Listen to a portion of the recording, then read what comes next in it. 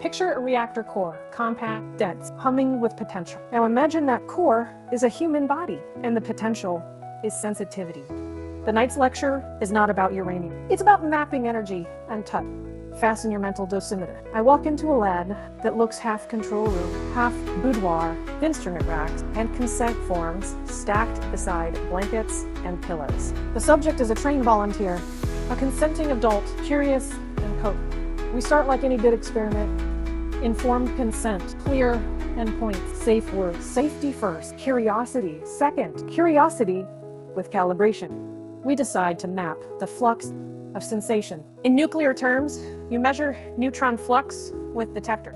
In human terms, you map responsivity with gentle, systematic probes, pressure sensors, thermal cameras, EMG. We trace gradients, not a single spike. We chart the clitoral glands, the vestibular bulbs, the inner anterior wall that some call a G-spot, all clotted as regions of different reactivity. Like isosurfaces on a reactor mat, each fingertip becomes a precision instrument.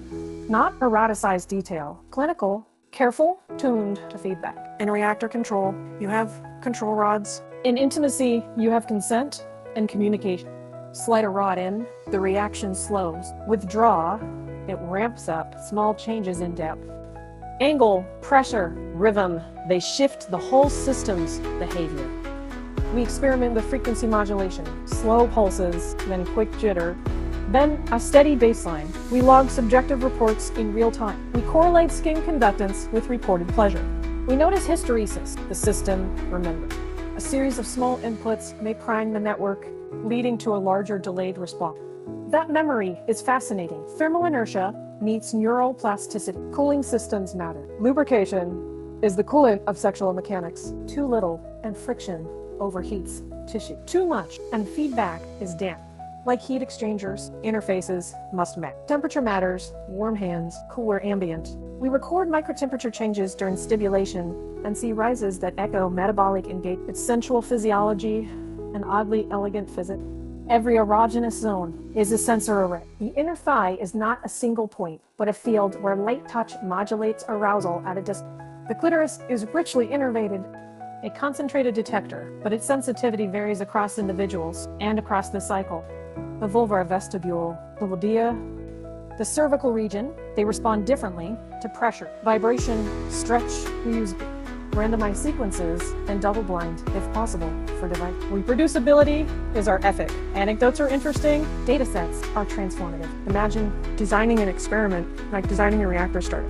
Pre-checks, incremental increases, emergency shutdown parameters. We test rate of change. Sudden increases can overwhelm and induce protective shutdown. Muscle print, withdrawal or dissociation. Gentle ramping often yields richer, so that we honor some of the promises physically highlighted, finalized, Bibleism that has breath, skin flush, micro movement. We teach them to speak science in plain language.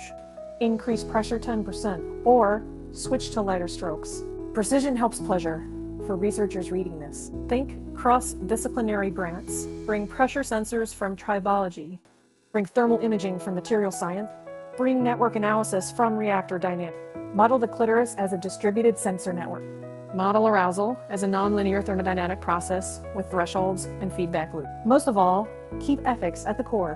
When the lab lights dim, what remains is simple curiosity framed by care. The nuclear engineer's obsession with control, flux, and heat becomes a playful, rigorous toolkit for understanding human sensitivity. If you love systems, signals, and consent, there's a whole field waiting for you to map precisely, respectfully, and with a scientist's delight.